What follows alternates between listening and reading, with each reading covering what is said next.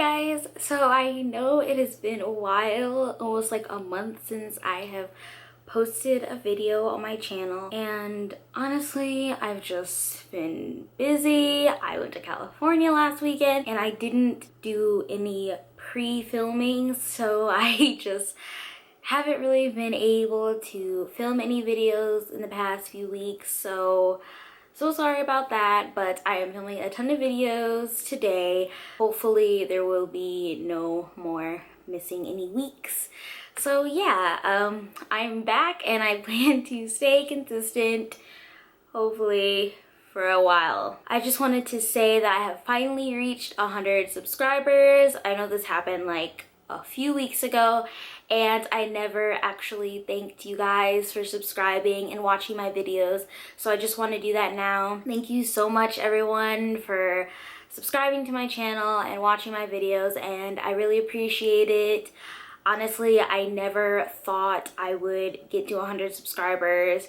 I think right now it's like 113, maybe a little over that, but it's actually really crazy. I never thought I'd get this many subscribers or have this many people interested in the things I post. So thank you guys. I really appreciate all your support, and I promise I will be creating really interesting and cool videos in the near future. This video is kind of an unexpected book haul where last week I was up late one night, couldn't go to sleep, and one of the books that I was really anticipating finally came out. So I decided to buy it and a few other books that I've really been wanting from Amazon. And in a few weeks I will be moving to a new apartment where I can finally get a lot of bookshelves and display my entire book collection. So I'm really excited about that. So there were a few books that I really wanted for aesthetic reasons, or books that I haven't read yet that I wanted a nice copy of, just so I could have that to brighten up my book collection when I move. So I just bought a few books that I've really been wanting, so here they are. So the book that really inspired this book haul is called The Cities I Never Lived In by Sarah Majka. I hope I'm pronouncing her name right, but I believe this is her debut short story collection published by Grey Wolf Press. And I was anticipating this book for a really long time. I was hooked by the title. I think it's a very interesting title, and the back of the cover, just the whole like summary and synopsis of the book just sounded very intriguing and interesting. And I'm a really big fan of short story collections, so I just had to pick this one up. And it looks like it's beautifully written just by the way the back cover describes it. It really was what hooked me to this book. So also definitely read the summary on Goodreads. That also has a really great description. So basically the majority of the stories focus on the young woman that has just gone through a divorce, but there are also stories from different people's perspectives that also, it has phenomenal reviews on Goodreads. It's got 4 stars right now, and I'm just super excited to get to this one.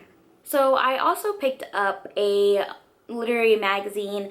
As you probably have noticed from my last video that I uploaded, I am trying to get more into reading literary magazines just to see what new contemporary literary fiction is coming out. I'm hoping to start writing my own short stories and getting them published in literary magazines.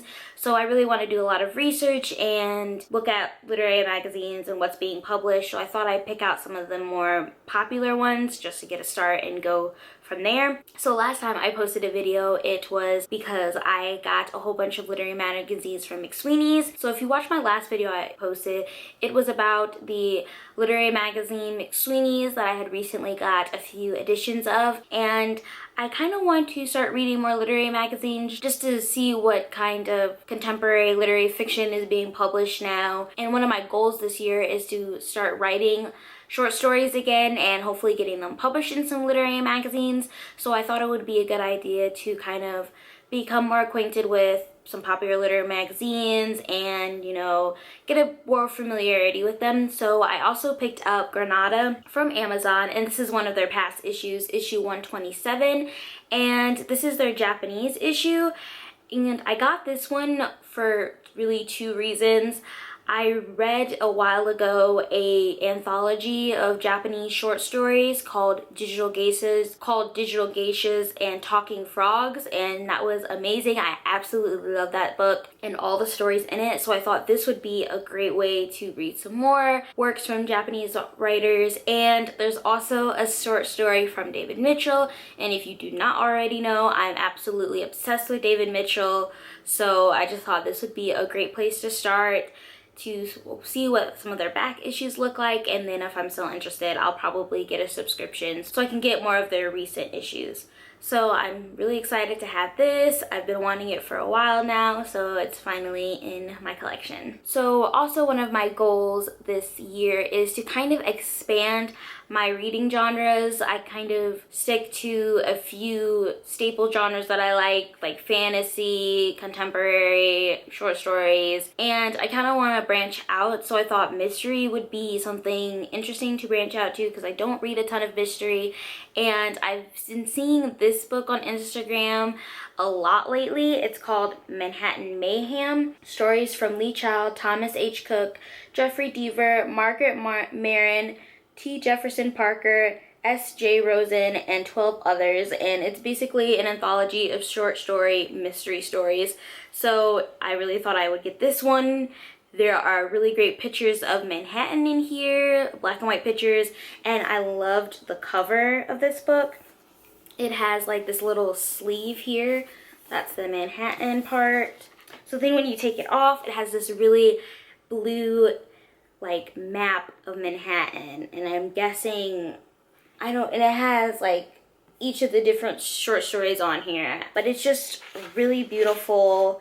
I mean, it has just awesome black and white pictures of Manhattan in it, and I'm really excited to read this one. I don't know if I'll read it all at once or if I'll just read like a few stories every once in a while, but I'm glad to have this one. I think it will definitely be on display when I get my new apartment. So I'm a huge fan of Downton Abbey, and this year was the last season. I'm kind of like, now what do I watch, because I'm still craving that kind of like period and everything, and I know PBS is creating a series called War and Peace, but I've never actually read the book yet. So I just got a copy of War and Peace by Leo Tolstoy because I really want to get to it.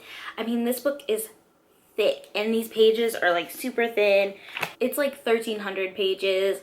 So I don't know how long it's going to take me to read or when I plan on starting it, but my goal is to have this book read before I start the TV series, so we'll see. But I thought it would be just great. I know I don't read a ton of classics, and I know this one is probably not the place to start since it is so intimidating, but you know, I definitely want to get to this book eventually. I did also pick up a few other classics in the Penguin Hardcover Classic series because I really want to. I also got Jane Eyre by Charlotte Bronte in the Penguin Hardcover Classics because, again, this is just another classic book that I have not yet read and that I really want to get to sometime this year, and I absolutely love this cover too, so it just adds to my goal of having this complete collection too.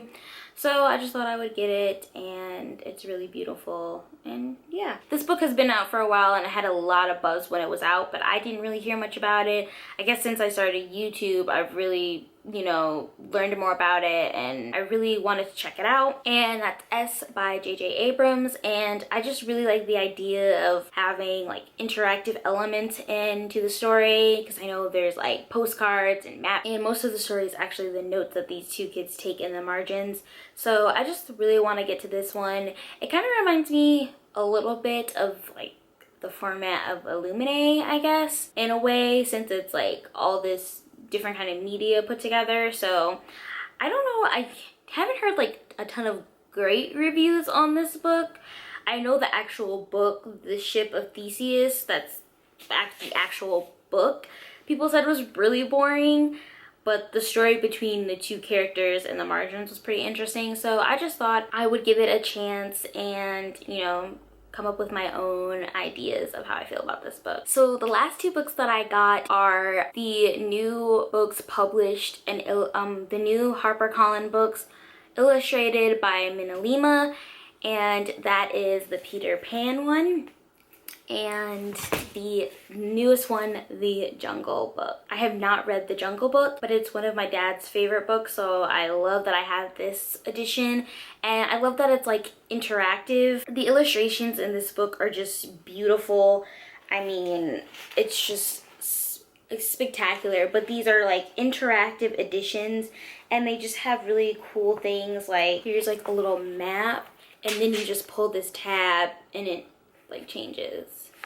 So I just think these are really just cool, awesome additions. And yeah, I've been really wanting the Peter Pan one, and I noticed that they just had come out with the Jungle Book, so I was like, I have to get these. Those are all the books that I got, and I plan on probably not buying any more books in the near future for a few months, just because I really want to try to get through a lot of the books that I have on my TBR, because I haven't counted my TBR in a while, so I don't know how many books I have, but I know there's a lot. So yeah, I just want to get through a few more books and everything. I hope you guys enjoyed this video. Please tell me if you've read any of these books, or if you also have any of these editions and love them. And I would love it if you subscribe to my channel if you haven't already.